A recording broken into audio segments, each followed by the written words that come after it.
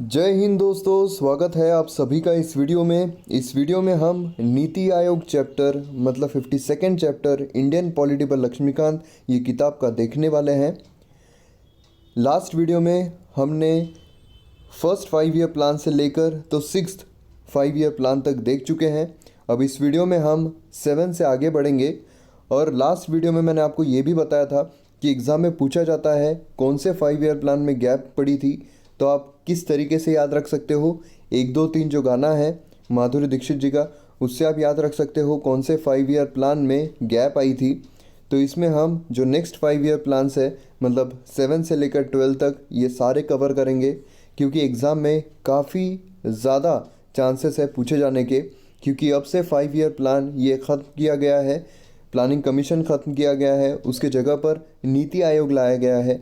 अब नीति आयोग ये चैप्टर देखने से पहले हमें जो प्लानिंग कमीशन था वो किस तरीके से काम करता था वो देखना बहुत ज़रूरी है। तब हमें नीति आयोग क्यों लाया गया है और इसका मकसद क्या है और ये किस तरीके से बेटर है, क्योंकि जो भी रिफॉर्म आते हैं वो बेटर रहना चाहिए लास्ट रिफॉर्म से। तो ये प्लानिंग कमीशन से किस तरीके से बेटर है नीति आयोग, इसलिए हमें प्लानिंग कमीशन को गहराई में जानना बहुत ज़रूरी है। तो इसमें हम पूरा प्लानिंग कमीशन ख़त्म कर देंगे, फिर नेक्स्ट वीडियो में पूरा नीति आयोग मैं आपका कंप्लीट कर लूँगा। इस तरीके से नीति आयोग जो बहुत इम्पॉर्टेंट बहुत महत्वपूर्ण चैप्टर है हमारे एग्ज़ाम पॉइंट ऑफ व्यू से, वो कवर हो जाएगा। और पॉलिटी मैं जल्द से जल्द कंप्लीट करूँगा। और अब जो फ्रीक्वेंसी है अब वो भी काफ़ी ज़्यादा बढ़ जाएगी, क्योंकि मैं ट्रैवलिंग में था इसलिए मैं आपके सामने वीडियोस नहीं ला पा रहा था। तो शुरू करते हैं। आप मुझे फेसबुक पर, इंस्टाग्राम पर फॉलो कर सकते हो। आपकी कोई भी क्वेरीज हो तो आप मैसेज कर सकते हो, और अगर आपको पीडीएफ चाहिए तो आप टेलीग्राम पर फॉलो कर सकते हो। लिंक सबकी डिस्क्रिप्शन में दी हुई है। अब 6th 5 ईयर प्लान तक हमने देख लिए हैं।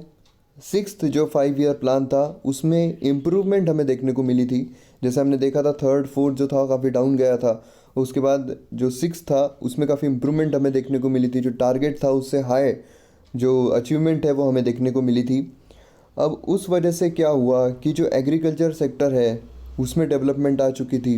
तो अब यहाँ पर जो मॉडर्नाइजेशन है उस पर ज़्यादा जोर देने की बात की जा रही थी। जैसे 7th जो 5 ईयर प्लान है वो किसने लीड किया था, तो कांग्रेस पार्टी, राजीव गांधी साहब जो थे प्रधानमंत्री तब, उन्होंने यहाँ पर 7th 5 ईयर प्लान यहाँ पर लाए थे।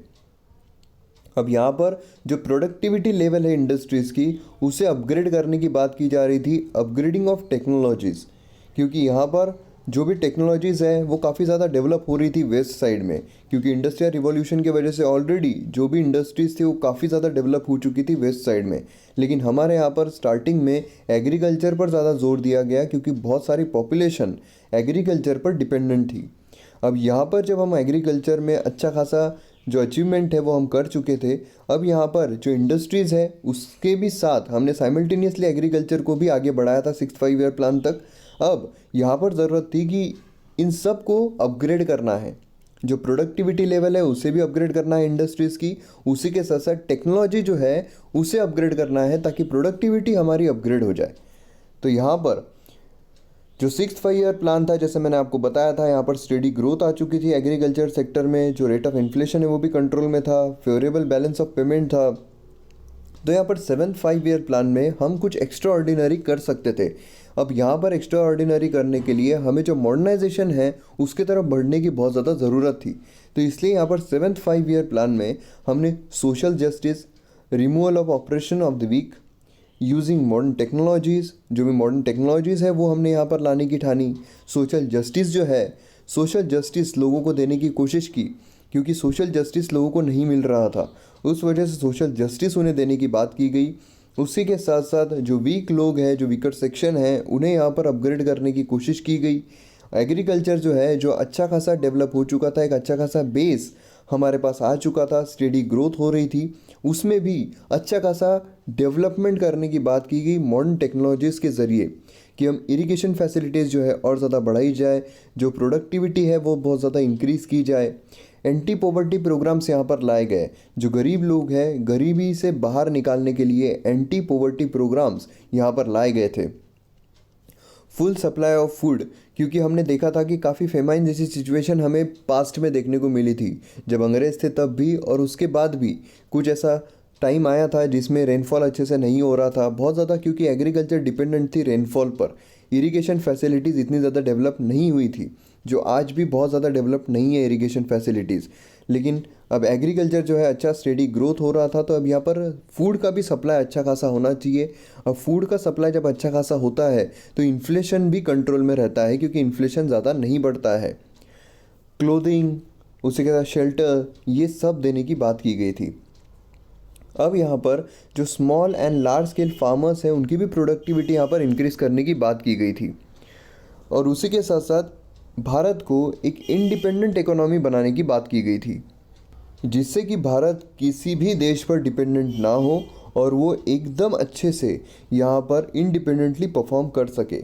अब 7th 5-year प्लान में India strove to bring about a sustainable self sustainable economy in the country with valuable contribution from voluntary agencies and the general populace. अब यहाँ पर क्या हो रहा था कि सेल्फ सस्टेन्ड इकोनॉमी इंडिया में आनी चाहिए, जिससे कि भारत को किसी और देश पर डिपेंडेंट रहने की ज़रूरत नहीं है, किसी और देश से फंडिंग ये लाने की ज़रूरत नहीं है, किसी के सामने हमें हाथ फैलाने की ज़रूरत नहीं है। सेल्फ सस्टेन्ड इकोनॉमी यहाँ पर बनना चाहिए, जिससे कि जो वॉलंटरी एजेंसीज़ है और जनरल पॉपुलस है उनका यहाँ पर कंट्रीब्यूशन जो है इंक्रीज़ होना चाहिए। तो यहाँ पर भी हमें जो टारगेट ग्रोथ रेट है वो 5% का देखने को मिलता है, और जो एक्चुअल ग्रोथ रेट है वो 6.01% का देखने को मिलता है। मतलब यहाँ पर जो टारगेट ग्रोथ था उससे ज़्यादा हमने 7th 5-year प्लान में भी अचीव किया था। तो ये भी एक बहुत बड़ी अचीवमेंट थी। उसी के साथ साथ growth rate per capita income ये भी 3.7% था। तो इससे हमें देखने को मिलता है ओवरऑल यहाँ पर पूरी खुशहाली देखने को हमें मिल रही थी। अब यहाँ पर एनुअल प्लान हमें देखने को मिलता है। अब 8th प्लान जो था ये नहीं ला पाए थे, क्योंकि काफ़ी पॉलिटिकल अनस्टेबिलिटी हमें यहाँ पर देखने को मिल रही थी। अब पॉलिटिकल अनस्टेबिलिटी के साथ साथ हमें 1991 में हमें देखने को मिलता है कि बैलेंस ऑफ पेमेंट का क्राइसिस आ चुका था। जैसे कि आप यहाँ पर भी देख सकते हो, इंडियन एक्सप्रेस की न्यूज़ है, शार्प डिप्रिसिएशन ऑफ रुपी हमें यहाँ पर देखने को मिल रहा था। तो उस वजह से जो भी फॉरेक्स रिजर्व है काफ़ी कम हो गया था, काफ़ी प्रॉब्लम्स हो रहे थे। मतलब पूरी जो इकोनॉमी है वो पूरी तहस नहस हो चुकी थी। तो इसलिए यहाँ पर अब जो 8th 5-year प्लान है ये काफ़ी महत्वपूर्ण था, क्योंकि 1991 में इतना बड़ा क्राइसिस आ चुका था। इसलिए 1992 में जब 8th 5-year प्लान आया तो ये बहुत इम्पोर्टेंट था, बहुत महत्वपूर्ण था। ये 8th 5-year प्लान में, ये 8th 5-year प्लान ने जो गेट है, 8 से आप राइम कर सकते हो गेट, वो गेट खोल दिया था। वो गेट था एलपीजी का। मतलब सब कुछ लिबरलाइज्ड हो गया था। जो एक रिस्ट्रिक्ट क्लोज्ड इकोनॉमी बनी हुई थी, सारे गेट बंद करके रखे थे, लेकिन ये 8 ने सारे गेट खोल दिए। तो इससे आप याद रख सकते हो ये 8th 5-year प्लान बहुत ज़्यादा इम्पोर्टेंट है। अब 1991 में बहुत बड़े क्राइसिस आए थे। फॉरेन एक्सचेंज जो था ये बहुत नीचे चला गया था, कुछ भी नहीं था हमारे पास। तो उस वजह से प्रॉब्लम्स बहुत ज़्यादा क्रिएट हो गए थे, प्रेशर बहुत ज़्यादा बिल्डअप हो गया था कि इकोनॉमी को हम किस तरीके से स्टेबलाइज करेंगे। तो यहाँ पर जो पीवी नरसिम्हा राव साहब है, जो 10th प्राइम मिनिस्टर थे, उनके द्वारा यहाँ पर कुछ रिफॉर्म्स लाए गए। उसी के साथ जो मनमोहन सिंह साहब है, जो बाद में प्रधानमंत्री बने, तो उन्होंने यहाँ पर काफ़ी ज़्यादा चेंजेस लेकर आए। उन्होंने काफ़ी अच्छे स्टेप्स यहाँ पर उठाए, जैसे उन्होंने लिबरलाइजेशन, प्राइवेटाइजेशन और ग्लोबलाइजेशन, मतलब एलपीजी यहाँ पर उन्होंने लेकर आ गए, जिससे कि जो भी मार्केट है वो एक लीजे फेयर जो हम बोलते हैं उस तरीके से काम करने लग गया। काफ़ी लिबरलाइजेशन हमें यहाँ पर देखने को मिला, प्राइवेटाइजेशन भी देखने को मिला। मतलब यहाँ पर जो सरकार है उनका हस्तक्षेप यहाँ पर कम करने में आ गया था, कि जो भी चीज़ें हैं आप अपना हस्तक्षेप कम कीजिए, बाहर के लोगों को यहाँ पर आने दीजिए। तो उससे जो इकोनॉमी है वो कनेक्टेड हो गई, डिपेंडेंट नहीं लेकिन कनेक्टेड हो गई बाहर के वर्ल्ड से। तो बाहर के वर्ल्ड से कनेक्टेड होने के वजह से जो हमारा जो क्राइसिस आया था पैसों का, वो यहाँ पर बढ़ चुका था। Modernization industries was a major highlight of the 8th plan. यहाँ पर जो इंडस्ट्रीज़ है उसका जो मॉडर्नाइजेशन किया गया था ये यहाँ पर मेजर हाईलाइट है। अगर 8th प्लान में बोला जाता है तो दो चीज़ें बहुत महत्वपूर्ण है। पहली है एलपीजी, दूसरी है मॉडर्नाइजेशन ऑफ इंडस्ट्रीज़। उसी के साथ साथ यहाँ पर जो इंडियन इकोनॉमी है उसे ग्रेजुअली ओपन किया गया, बाहर के लोगों को यहाँ पर लाया गया कि यहाँ पर भी बहुत बड़ा मार्केट है और आप आ सकते हो। जो अंग्रेज़ों ने किया था उनके डर से, जो हम इतने सालों तक डर के क्लोज्ड इकोनॉमी में बैठे हुए थे, हमने ये 8th प्लान में जो गेट है ये खोल दिए थे। मेजर ऑब्जेक्टिव्स क्या थे कि पॉपुलेशन ग्रोथ को कंट्रोल किया जाए, पॉवर्टी को रिड्यूस किया जाए, एम्प्लॉयमेंट जनरेशन किया जाए, इंफ्रास्ट्रक्चर को स्ट्रेंथन किया जाए, इंस्टीट्यूशनल बिल्डिंग्स यहाँ पर लाए जाए। अब पॉपुलेशन ग्रोथ जो है वो कंट्रोल, ये तो बहुत सालों से चल रहा था। पॉवर्टी रिडक्शन भी बहुत सालों से चल रहा था। एम्प्लॉयमेंट जनरेशन, यहाँ पर जो एम्प्लॉयमेंट है उनके जनरेशन होना चाहिए, और एम्प्लॉयमेंट जनरेशन होने के लिए इंफ्रास्ट्रक्चर बनना ज़रूरी है, क्योंकि अगर कोई भी ब्रिज बनता है तो काफ़ी ज़्यादा एम्प्लॉयमेंट वहाँ पर आती है। उसी तरीके से इंफ्रास्ट्रक्चर को स्ट्रेंथन करना है, इंस्टीट्यूशनल बिल्डिंग्स बनाने हैं, टूरिज़्म मैनेजमेंट यहाँ पर करना है। जो भी इंडिया में, भारत में जो टूरिस्ट स्पॉट है, इतने प्यारे टूरिस्ट स्पॉट है और नेचुरल ब्यूटी है, क्योंकि बाहर के जो कंट्रीज़ है वहाँ पे बहुत सारी ऐसी कंट्रीज़ है जहाँ पर आर्टिफिशियल चीज़ें बनाई हुई है। जैसे अगर आप थाईलैंड जाओगे तो वहाँ पर ज़्यादातर आर्टिफिशियल चीज़ें हैं। तो जो भारत में इतनी नेचुरल चीज़ें हैं उसे यहाँ पर बढ़ावा दिया जाए, ह्यूमन रिसोर्स डेवलपमेंट यहाँ पर बनाया जाए।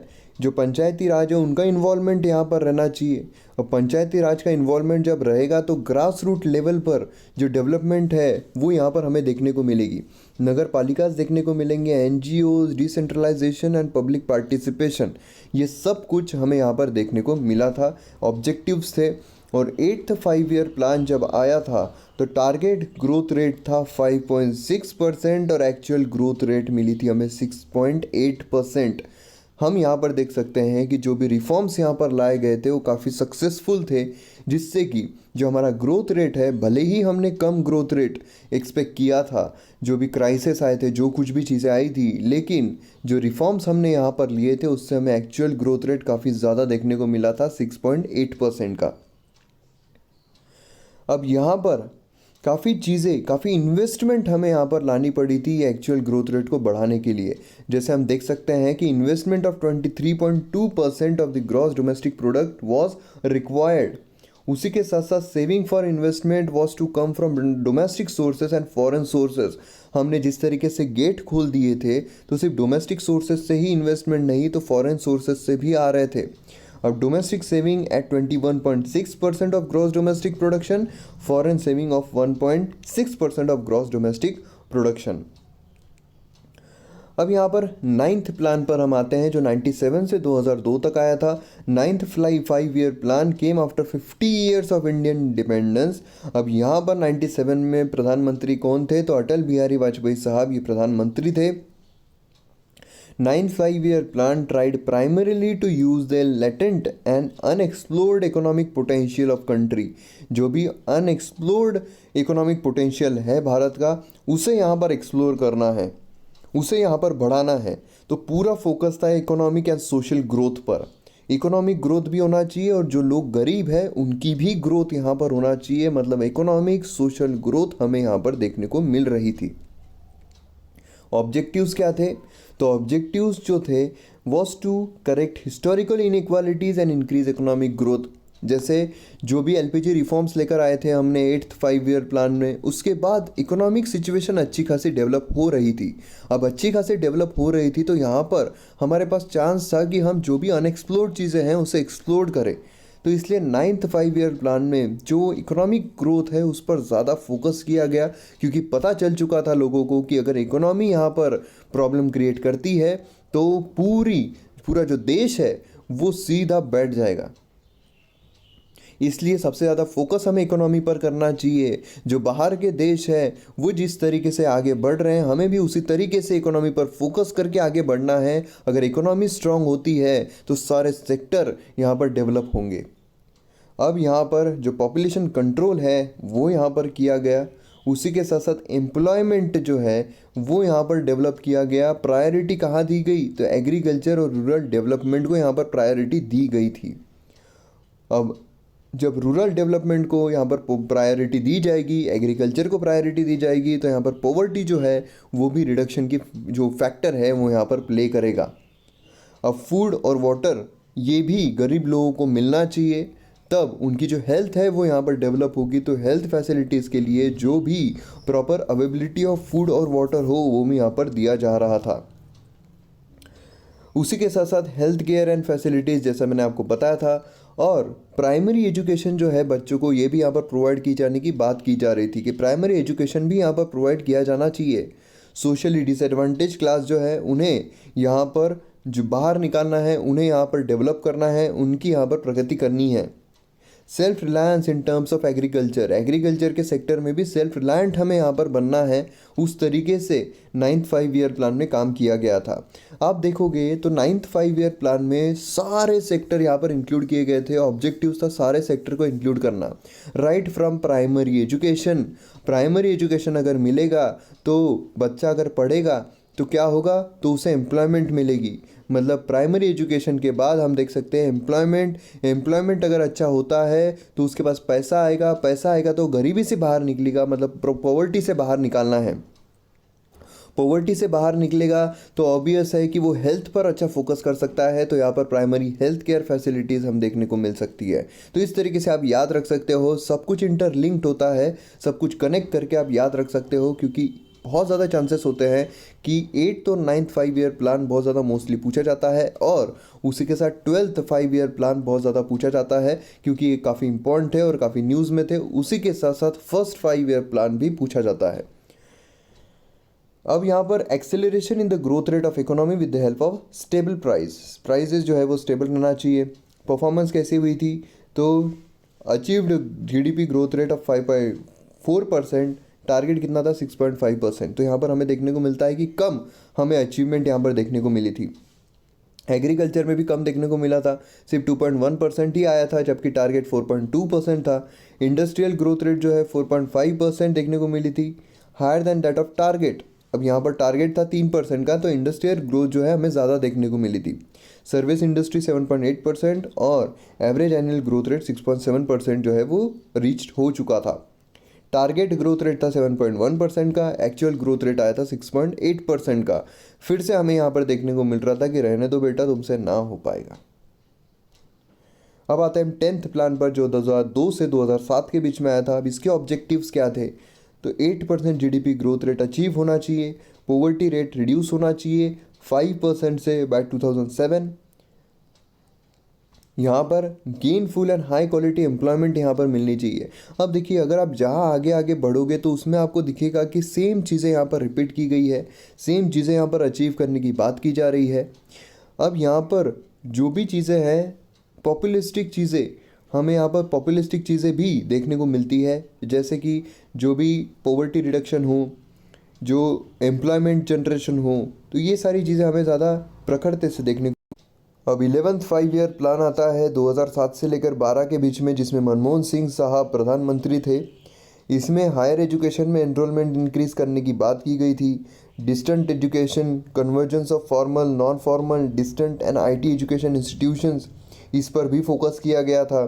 फिर रैपिड एंड इंक्लूसिव ग्रोथ, यहाँ पर रैपिड एंड इंक्लूसिव ग्रोथ मतलब क्या है कि जो पॉवर्टी है उसे यहाँ पर रिड्यूस करना है, तो उसकी भी बात की गई थी। Emphasis on social sector and delivery of service, ये सब कुछ चीज़ें यहाँ पर होनी चाहिए। Empowerment through education and skill development, यहाँ पर जो एजुकेशन है और जो स्किल डेवलपमेंट है उसको यहाँ पर एम्पावर करना है, क्योंकि सिर्फ एजुकेशन लेने के बाद, जैसे कि हमने देखा था कि एक जो फॉरेन के व्यक्ति थे उन्होंने कहा था कि भारत में लोग पढ़ते हैं सिर्फ जॉब करने के लिए, ना कि कुछ क्रिएटिव इनोवेट करने के लिए। तो इसी तरीके से यहाँ पर जो एजुकेशन है उसे तो एम्पावर करना ही है, लेकिन उसी के साथ साथ स्किल डेवलपमेंट भी यहाँ पर आनी चाहिए, ताकि एक स्किलफुल इंसान यहाँ पर बने और उसी के साथ स्किल के साथ वो कुछ अच्छा कर सके। जेंडर इनइक्वालिटी जो है उसे भी रिड्यूस करने की बात की गई थी। फिर एनवायरमेंटल सस्टेनेबिलिटी, यहाँ पर जो ग्रोथ रेट था एग्रीकल्चर में, इंडस्ट्री में, सर्विस सेक्टर में, इसे भी इंक्रीज करने की बात की गई थी। टोटल फर्टिलिटी रेट जो है इसे 2.1 इस पे लाना था। अब 2.1 आपको पता होगा क्या है, जो फर्टिलिटी रेट होता है वो आज भी हम देखेंगे तो आज हम काफ़ी करीब पहुंच गए, 2.2 2.3 के आसपास है हम।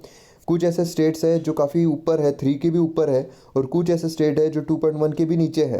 तो आइडल टोटल फर्टिलिटी रेट जो है 2.1 रहना चाहिए, और पूरे भारत की अगर देखी जाए तो एट प्रेजेंट काफ़ी करीब हमें देखने को मिलती है। क्लीन ड्रिंकिंग वाटर जो है 2009 तक सब तरफ पहुंचना चाहिए। एग्रीकल्चर ग्रोथ यहाँ पर 4% तक आना चाहिए। अब 12 5 ईयर प्लान यहाँ पर देखने को मिलता है, 12 से 17 आखिरी 5 ईयर प्लान है ये। इसके बाद नीति आयोग ने टेक ओवर कर लिया है।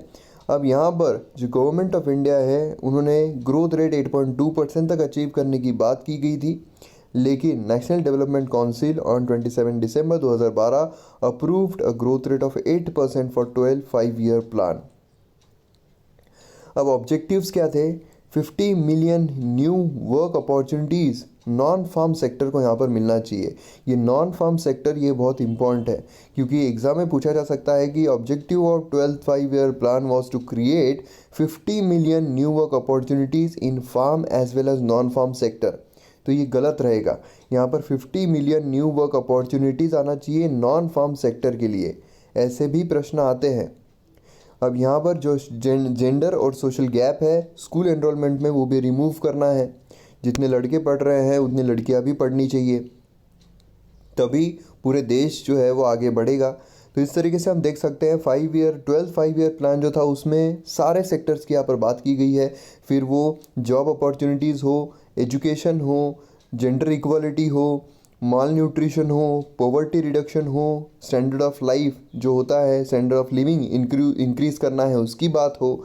जैसे देखिए आप यहाँ पर देख सकते हैं हम, जैसे जॉब अपॉर्चुनिटीज़ पहले हो गया, उसके बाद जो सोशल गैप है, जो मतलब जेंडर इक्वलिटी है उसकी बात की गई है, हायर एजुकेशन में एक्सेस की बात की गई है, माल न्यूट्रिशन जो भी बच्चे हैं उनकी यहाँ पर रिड्यूस करने की बात की गई है, मतलब हेल्थ फैसिलिटीज़ की बात की गई है। उसी के साथ साथ इलेक्ट्रिसिटी सबको प्रोवाइड होना चाहिए। अब माल न्यूट्रिशन हो, इलेक्ट्रिसिटी हो, ये सब हम स्टैंडर्ड ऑफ लिविंग, उसी के साथ साथ हम हेल्थ में भी देख सकते हैं। अब 50% रूरल पॉपुलेशन है access to proper drinking water. 50% जो है rural population proper drinking water मिलना चाहिए, ये भी हम हेल्थ में कंसिडर कर सकते हैं या फिर स्टैंडर्ड ऑफ लिविंग में भी इंक्लूड कर सकते हैं। ग्रीन कवर मिलना चाहिए 1 मिलियन हेक्टर्स एवरी ईयर का।